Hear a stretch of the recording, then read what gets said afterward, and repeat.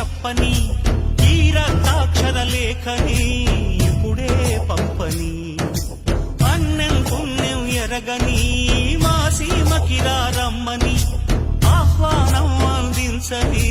మెరిసే చూపుని